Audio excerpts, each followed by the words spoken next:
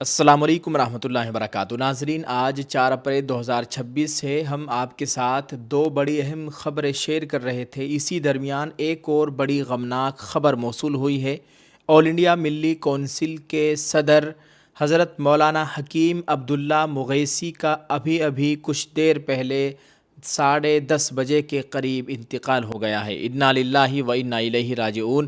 اللہ تعالی حضرت مولانا حکیم عبداللہ مغیثی صاحب کی مکمل مغفرت فرمائے، ان کی تمام دینی خدمات کو قبول فرمائے۔ وہ بھارت میں ایک بڑے عالم دین کے طور پر جانے جاتے تھے۔ مسلمانوں کی ایک بڑی تنظیم آل انڈیا ملی کونسل کے وہ صدر تھے۔ تمام دیکھنے والوں سے ان کے لیے خصوصی ایصال ثواب کی درخواست کی جاتی ہے۔ جنازے کا اعلان بعد میں کیا جائے گا، لیکن ابھی خبر یہی ملی ہے کہ حضرت کا انتقال ہو گیا ہے۔ اللہ تعالیٰ ان کی مکمل مغفرت فرمائے، اہل خانہ کو صبر جمیل کی توفیق عطا فرمائے، آمین۔ آئیے ناظرین، دو بڑی اہم خبروں سے آپ لوگوں کو آگاہ کرتے ہیں۔ ایک خبر ہے آل انڈیا مسلم پرسنل لا بورڈ کی جانب سے، دوسری خبر ہے جمعیت علماء ہند مولانا محمود مدنی صاحب کی جانب سے۔ پہلی خبر سے آپ لوگوں کو آگاہ کیا جا رہا ہے۔ پہلی خبر ہے، آپ اپنے موبائل کی اسکرین پر دیکھیے، آل انڈیا مسلم پرسنل لا بورڈ کا ایک پریس نوٹ ہے۔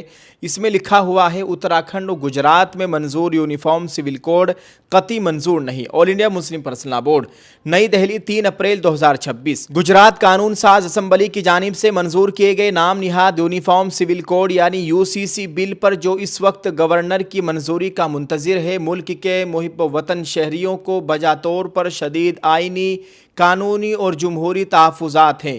یہ امر نہایت تشویش کا باعث ہے کہ جس قانون کو یونیفارم سول کوڈ کا نام دیا گیا ہے، وہ بادئ النظر میں آئین کی روح سے ہم آہنگ نہیں ہے۔ اس قانون کے ذریعے نہ صرف مقننہ کے اختیارات اور آئینی جواز سے متعلق سنجیدہ سوالات پیدا ہوتے ہیں، بلکہ یہ آئین کے حصہ 100 میں شہریوں کو حاصل بنیادی حقوق، مذہبی آزادی، مساوات اور شخصی آزادی سے راست متصادم بھی ہے۔ واضح ہے کہ یونیفارم سول کوڈ آئین کا حصہ چہارم یعنی ریاستی پالیسی کے رہنما اصولوں میں شامل ہے۔ بنیادی حقوق کی طرح براہ راست قابل نفاذ نہیں ہے۔ عدالتیں اس کے نفاذ کے لیے ریاست کو پابند نہیں کر سکتی، بلکہ اس ضمن میں قانون سازی کا اختیار صرف مقننہ کو حاصل ہے۔ علاوہ ازیں آرٹیکل 44 کی روح یہ ہے کہ ایسا کوئی بھی ضابطہ پورے ملک کے تمام شہریوں پر یکساں طور پر نافذ ہو۔ گجرات میں منظور شدہ یہ قانون نہ تو پورے ملک پر نافذ ہے اور نہ ہی خود ریاست کے تمام طبقات پر یکساں لاگو ہوتا ہے، جبکہ اس قانون سے شیڈولڈ ٹرائبرز اور آئینی طور پر محفوظ روایتی حقوق رکھنے والے طبقات کو مستثنیٰ رکھا گیا ہے۔ اس لیے اس کو حقیقی معنوں میں یونیفارم سول کوڈ نہیں کہا جا سکتا۔ اس پس منظر میں اس قانون کو UCC کا نام دینا ایک گمراہ کن اور فریب پر مبنی طرز عمل ہے۔ دستور ساز اسمبلی کی بحثوں کے دوران ڈاکٹر BR امبیڈکر نے واضح یقین دہانی کرائی تھی کہ ایسا کوئی قانون شہریوں پر زبردستی مسلط نہیں کیا جائے گا اور اس کے نفاذ میں عوامی رضامندی کو بنیادی حیثیت دی جائے گی۔ اسی اصول کے تحت 21ویں اور 22ویں لا کمیشن نے عوامی آرا طلب کی تھی۔ 21ویں لا کمیشن کی درخواست پر آل انڈیا مسلم پرسنل لا بورڈ نے کمیشن میں حاضر ہو کر نہ صرف اس کی مخالفت کی تھی بلکہ اپنے دلائل کو تحریری شکل میں کمیشن کو بھی پیش کیا تھا۔ چنانچہ کمیشن نے واضح طور پر کہا تھا کہ موجودہ حالات میں UCC نہ ضروری ہے اور نہ ہی مناسب، جبکہ 22ویں لا کمیشن کی جانب سے کوئی حتمی سفارش سامنے نہیں آئی ہے۔ اس کے باوجود گجرات حکومت نے کمیٹی تشکیل دے کر عوام سے آرا طلب کی۔ ہماری دانست میں اکثریت نے اس کی مخالفت کی تھی، مگر اس کی رپورٹ کو منظر عام پر نہیں لایا گیا۔ ایسا کرنا شفافیت کے اصولوں کے منافی ہے۔ اس طرز عمل سے تاثر مضبوط ہوتا ہے کہ مشاورتی عمل محض رسمی کارروائی تھا اور عوامی آرا کو سنجیدگی سے نہیں لیا گیا۔ مزید تشویشناک پہلو یہ ہے کہ یہ قانون، جیسا کہ ریاست اتراکھنڈ میں پہلے نافذ کیا گیا، اکثریتی نظریات اور سماجی تصورات کو اقلیتی طبقات بالخصوص مسلمانوں پر مسلط کرنے کی ناپاک کوشش ہے۔ اسلامی شریعت سے متعلق متعدد معاملات، مثلا نکاح، طلاق، وراثت، جانشینی اور خاندانی قوانین جو مذہبی عقائد اور شخصی قوانین کا حصہ ہے، ان میں مداخلت آئین کے تحت حاصل مذہبی آزادی کے بنیادی حق سے متصادم ہے۔ گجرات UCC میں اسلامی شریعت سے ماخوذ متعدد مذہبی احکام اور طریقہ کار کردار کو ممنوع اور قابل سزا قرار دیا گیا ہے اور ان کی جگہ ہندو رسوم و نظریات کو مسلمانوں پر نافذ کیا جا رہا ہے، جیسے تعدد ازدواج کی اجازت، یعنی ایک سے زیادہ شادیوں کی اجازت۔ اسلام میں 4 شادیوں کی اجازت ہے، اس قانون کے تحت صرف ایک شادی کر سکتے ہیں۔ بعض قریبی رشتوں کے درمیان نکاح کی اجازت، طلاق کا اسلامی طریقہ، وراثت و جانشینی کے اسلامی اصول وغیرہ۔ مسلم پرسنل لا بورڈ اور متعدد دینی تنظیموں نے مسلمانوں نے اتراکھنڈ کی UCC کو ہائی کورٹ میں چیلنج کر رکھا ہے، جو اس وقت زیر سماعت ہے۔ یہ امر نہایت افسوسناک ہے کہ ایک غیر لازمی رہنما اصول کو نافذ کرنے کے نام پر شہریوں کے بنیادی حقوق اور مذہبی آزادیوں کو محدود کیا جائے۔ ایسا اقدام آئین کے بنیادی ڈھانچے خصوصاً سیکولرزم، مساوات اور انصاف کے اصولوں کے صریحاً منافی ہے۔ مزید برآں اس قانون کے نفاذ کا وقت بھی سوالات کو جنم دیتا ہے، کیونکہ ملک کی بعض ریاستوں میں ریاستی انتخابات اور گجرات کے بلدیاتی انتخابات سے قبل، یعنی الیکشن سے قبل، اس کی منظوری سیاسی مقاصد اور انتخابی فائدہ حاصل کرنے کی کوشش کے طور پر بھی دیکھی جا رہی ہے۔ اس سے ظاہر ہوتا ہے کہ آئینی قانون سازی کو سیاسی مصلحتوں کے تابع کیا جا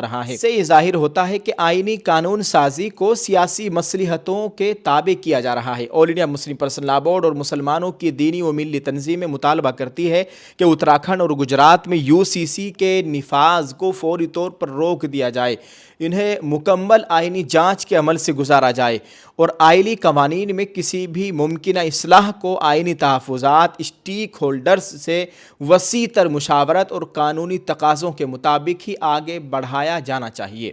پریس کو مخاطب کرنے والے، یعنی میڈیا کو مخاطب کرنے والے مولانا محمد علی محسن تقوی، نائب صدر بورڈ، امام و خطیب شیعہ مسجد جامع مسجد دہلی، مولانا اصغر علی امام مہدی سلفی، نائب صدر بورڈ و صدر مرکزی جمعیت اہل حدیث ہند، جناب ملک معتصم خان، نائب امیر جماعت اسلامی ہند، رکن بورڈ، ایڈوکیٹ طاہر ایم حکیم، ممبر مسلم پرسنل لا بورڈ، ڈاکٹر سید قاسم رسول الیاس، ترجمان آل انڈیا مسلم پرسنل لا بورڈ۔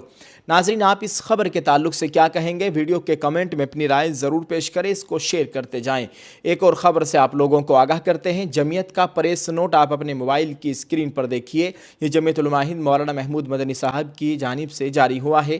اس میں لکھا گیا ہے: دہلی فسادات 2020، 9 افراد باعزت بری۔ صدر جمعیت علماء ہند مولانا محمود اسد مدنی نے وکلاء کی قانونی جدوجہد کی ستائش کی۔ پوری خبر سنیے۔ جمعیت کی کوششوں سے اب تک 125 افراد باعزت بری ہو چکے ہیں۔ جو دہلی میں 2020 میں بہت بڑا دنگا ہوا تھا، اس میں اب تک 125 افراد باعزت بری ہو چکے ہیں، جن کو غلط الزامات لگا کے پھنسایا گیا تھا۔ نئی دہلی 3 اپریل 2026۔ شمال مشرقی دہلی فسادات 2020 سے متعلق ایک اہم مقدمے میں دہلی کی ایک عدالت نے 9 افراد کو باعزت بری کر دیا ہے۔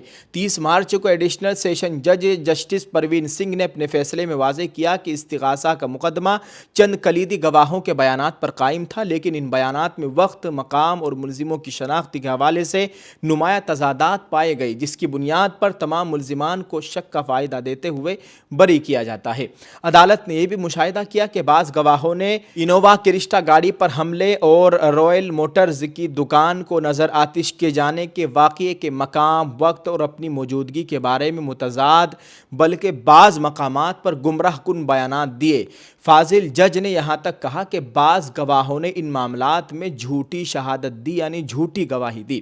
یہ مقدمہ سال 2020 میں دیال پور تھانے میں درج ایک FIR سے متعلق ہے، جس میں 24 فروری 2020 کے فسادات کے دوران چاند باغ علاقے میں پیش آنے والے متعدد واقعات شامل تھے۔ مقدمے میں شاہ عالم، راشد سیفی، محمد شاداب، حبیب، عرفان، سہیل، سلیم عرف آشو، ارشاد اور اظہر عرف سونو نامزد تھے، جنہیں عدالت نے تمام الزامات سے بری کر دیا۔ اس مقدمے میں ملزمان ارشاد اور حبیب کی قانونی پیروی جمعیت علماء ہند کی جانب سے سینئر وکیل ایڈوکیٹ سلیم ملک نے کی۔ واضح ہے کہ جمعیت علماء ہند کے صدر مولانا محمود اسد مدنی کی ہدایت پر جمعیت کی وکلاء کی ٹیم زیر نگرانی مولانا نیاز احمد فاروقی، سیکریٹری جمعیت علماء ہند دہلی، فسادات سے متعلق 267 ٹرائل مقدمات میں قانونی پیروی کر رہی ہے، جن میں اب تک 125 افراد باعزت بری ہو چکے ہیں۔ ازی قبل دہلی فسادات میں ریلیز ریلیف اور باز آبادکاری کے کاموں کی نگرانی مولانا محمد حکیم الدین قاسمی انجام دے رہے تھے۔ صدر جمعیت علماء ہند مولانا محمود اسد مدنی نے اس فیصلے پر اطمینان کا اظہار کرتے ہوئے وکیلوں کی قانونی جدوجہد کو سراہا اور کہا کہ انصاف کی بالادستی کے لیے جمعیت علماء ہند اپنی قانونی خدمات انجام جاری رکھے گی۔ اللہ تعالیٰ خیر کا معاملہ فرمائے۔ جو بے قصور جیلوں کے اندر بند ہے، ناگہانی جیلوں کے اندر بند ہے، اللہ تعالیٰ تمام کی رہائی کے اسباب مہیا فرمائے۔ سب لوگ اس ویڈیو کو شیئر کریں، کمنٹ میں ایک دعائیہ جملہ ضرور لکھیے گا۔ جزاک اللہ۔ السلام علیکم ورحمۃ اللہ وبرکاتہ۔